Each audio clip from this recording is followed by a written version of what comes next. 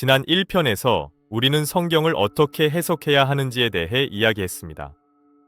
오늘은 그 다음 이야기입니다. 오늘은 설명하려 하지 않겠습니다. 논증하려 하지 않겠습니다.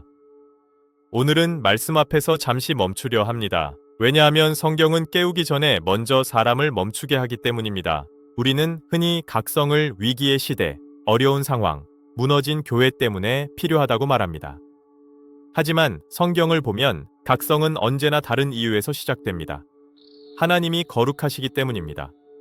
각성은 세상이 어두워졌기 때문에 필요한 것이 아니라 하나님이 여전히 거룩하시기 때문에 필요한 것입니다. 문제는 세상이 아니라 우리의 감각이 무뎌졌다는 데 있습니다. 어느 순간부터 우리는 하나님을 말하면서도 떨림이 사라졌고, 말씀을 읽으면서도 멈추지 않게 되었고, 예배를 드리면서도 회개 없이 돌아가는 데 익숙해졌습니다. 죄를 미워하기보다 설명하는 데 능숙해졌고, 자기 자신을 돌아보기보다 상황을 분석하는 데 익숙해졌습니다. 성경은 이것을 죽음이라고 부르지 않습니다. 잠들었다고 말합니다. 이 말씀은 누군가를 향한 경고가 아닙니다. 이 말씀은 교회를 향한 비난도 아닙니다. 이 말씀은 먼저 나 자신을 향한 책망입니다. 알고 있었지만 순종하지 않았고, 느끼고 있었지만 미뤄 두었고, 깨닫고 있었지만 편한 길을 선택했습니다. 각성은 다른 사람을 흔드는 일이 아니라 내가 하나님 앞에서 더 이상 변명하지 않는 순간입니다. 깨어있음은 불편합니다. 깨어있으면 핑계가 줄어들고, 깨어있으면 책임이 생기고, 깨어있으면 말씀이 나를 판단하기 시작합니다. 그래서 우리는 사랑으로 덮자라고 말하며 사실은 말씀을 덮어두고, 때가 아니다 라고 말하며 사실은 순종을 미루고, 은혜로 하자 라고 말하며 사실은 회개를 피합니다.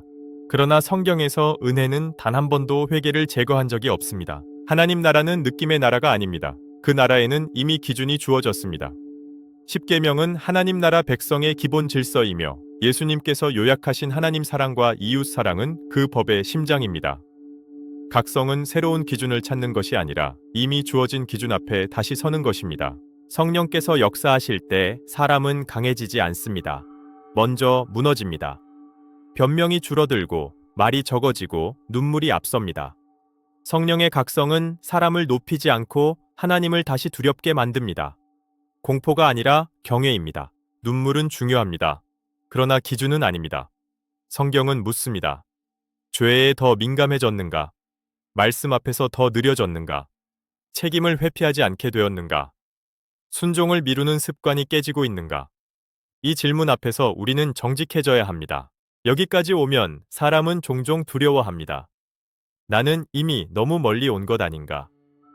그러나 복음은 항상 여기서 길을 엽니다. 각성은 정죄가 아니라 돌아오라는 부르심입니다.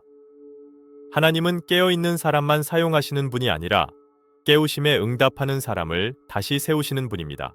오늘 우리는 큰 결단을 요구받지 않습니다. 단 하나입니다. 다시 말씀 앞에 서는 것. 분석하지 말고, 판단하지 말고, 도망치지 말고, 하나님 앞에 그대로 서는 것.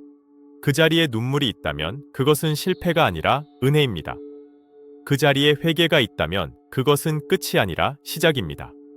오늘 성령께서 우리 각 사람을 말씀으로 조용히 깨우시기를 바랍니다. 킹덤 컴 인사이트였습니다.